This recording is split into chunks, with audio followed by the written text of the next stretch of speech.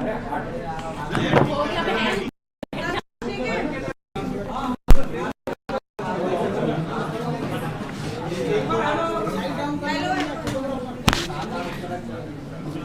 को नमस्कार।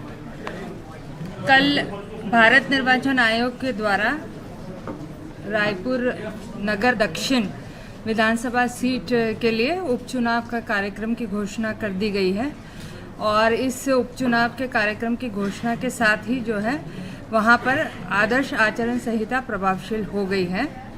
रायपुर नगर दक्षिण विधानसभा सीट अनारक्षित सीट है और जो कार्यक्रम है वो इस तरह से रहेगा कि अधिसूचना का प्रकाशन 18 अक्टूबर को होगा और नामांकन जो दाखिला है वो 25 अक्टूबर से प्रारंभ होकर 30 अक्टूबर तक के लिए जाएंगे। नामांकन पत्रों की जो समीक्षा है वो 28 अक्टूबर को होगी और मतदान की तिथि 13 नवंबर, मतगणना की तिथि जो है वो 23 नवंबर है और तिथि जिसके पूर्व निर्वाचन संपन्न करना होगा वो 25 नवंबर रहेगा। हमने रायपुर नगर दक्षिण विधानसभा क्षेत्र हेतु पुख्ता व्यवस्था, सुरक्षा और कानून की है। 5 कंपनियां वहां पर तैनात की जाएगी और स्ट्रांग रूम, काउंटिंग सेंटर, इसी तरह विभिन्न सेक्टर मजिस्ट्रेट के साथ ये वहाँ पर तैनात रहेंगे। जो आयोग के निर्देश है वो मतदाता पहचान पत्र के माध्यम से ही मतदान होगा और इसके अलावा जो है 12 विविध पहचान पत्रों को भी इस बार निर्वाचन में मान्यता रहेगी। जो नाम निर्देशन पत्र है वो नाम निर्देशन पत्र मैंने आपको बताया है कि उसके लिए हमने व्यवस्था जो की है वो कलेक्ट्रेट परिसर में ही हमारे रिटर्निंग अधिकारी और सहायक रिटर्निंग अधिकारी उपस्थित रहेंगे और जो अधिसूचना प्रकाशन की डेट है और नामांकन दाखिल करने की अंतिम तिथि है उसके बीच में ये नाम निर्देशन पत्र वहाँ पर सबमिट होंगे। विधानसभा क्षेत्र में कुल मतदाताओं की संख्या है 2,70,936। इसमें 1,33,713 पुरुष है और 1,37,171 महिला मतदाता है। इस तरह महिला मतदाता की संख्या पुरुषों से अधिक है और 1,000 पुरुषों पे 1,026 महिला मतदाता इस क्षेत्र में है। तृतीय लिंग मतदाता 52 है। सेवा मतदाताओं की संख्या 59 है। दिव्यांग मतदाताओं की संख्या 1188 है और कुल मतदाता जो 18 और 19 वर्ष के प्रथम बार मतदान करेंगे वो है 5,014। 85 वर्ष से अधिक उम्र के मतदाता 1,711 है और 100 वर्ष आयु या शतायु ऐसे 56 मतदाता है। जो दिव्यांग मतदाता है और जो 85 वर्ष से अधिक उम्र के मतदाता होंगे उनको घर पर ही मतदान या डाक मतपत्र जिसे कहा जाता है उसकी सेवा उपलब्ध रहेगी और अधिसूचना प्रकाशन यानी 18 अक्टूबर से 5 दिवस के अंदर इन्हें यदि ये विकल्प लेते हैं तो अपने घर की सुविधा से ही ये मतदान कर सकेंगे। इसके अलावा यदि वो चाहे तो मतदान केंद्र पर भी मतदान कर सकते हैं। इनके लिए दिव्यांग रथ की विशेष व्यवस्था रहेगी जो घर से ही इन्हें निःशुल्क सेवा परिवहन की प्राप्त होगी मतदान केंद्र तक मतदान दिवस के दिन। रायपुर नगर दक्षिण में कुल 253 मतदान केंद्र है और विधानसभा और लोकसभा निर्वाचन के समय भी इतने ही मतदान केंद्र थे। 119 मतदान केंद्र लोकेशन है। इस बार हमने अलग ये किया है कि 253 मतदान केंद्र जो हमने बनाए थे पिछले बार उस समय 1500 से अधिक ऐसे जितने मतदान केंद्र थे वहाँ पर हमने कुल 2 मात्र ऑक्सिलरी पोलिंग स्टेशंस दिए थे। इस बार इस संख्या को हमने बढ़ा दिया है और 13 ऑक्सिलरी पोलिंग स्टेशंस हमने बनाए हैं। सघन लोक जनसंख्या घनत्व का क्षेत्र है ये और हम उम्मीद करते हैं कि सुविधा के लिए ये काफ़ी कारगर और सहयोगी रहेगा।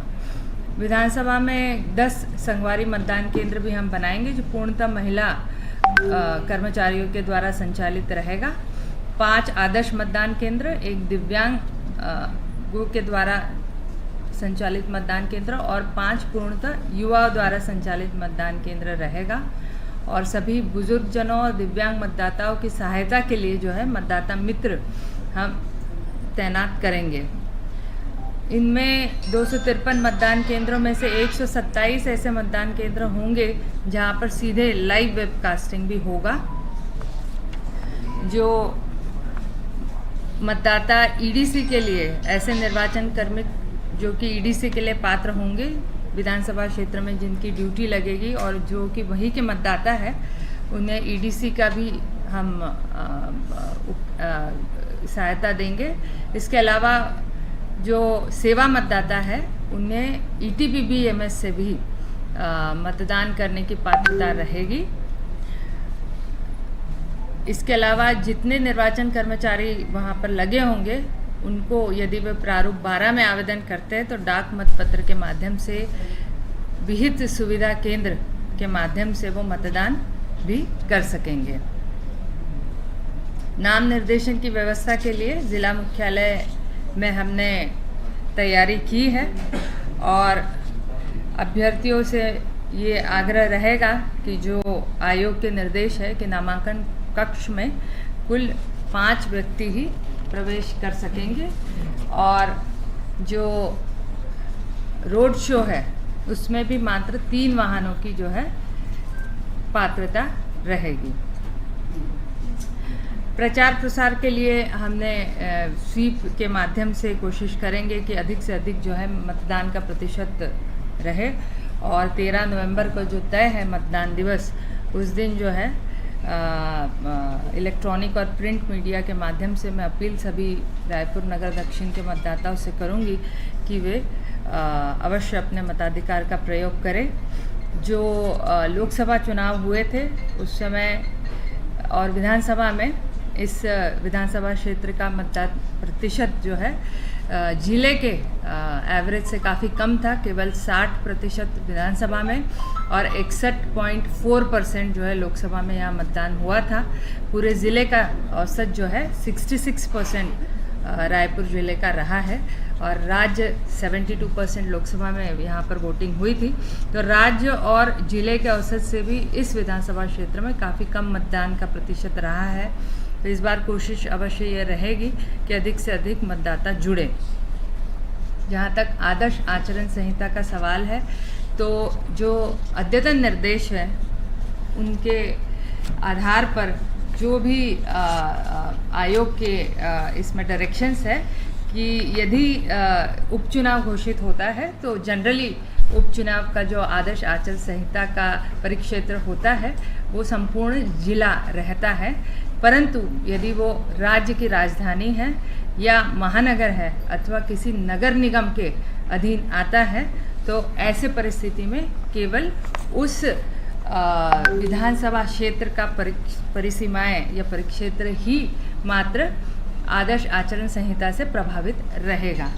तो हमारी आदर्श आचरण संहिता से संबंधित जो ट्रेनिंग हमने कलेक्टर्स की ली है, जिला निर्वाचन अधिकारी, रिटर्निंग अधिकारी, सभी को हमने इसके संदर्भ में निर्देश दिए हैं। संपत्ति विरूपण के प्रभावी क्रियान्वयन के लिए कड़ाई से पालन किया जाएगा। इसमें जितने भी शासकीय संपत्तियां इस विधानसभा क्षेत्र में स्थापित है, जितने भी शासकीय कार्यालय है, वहां पर 24 घंटे के अंदर सभी प्रकार के दीवार लेखन, posters, stickers, cutout, hoardings, banners और झंडे उतरवा दिए जाएं।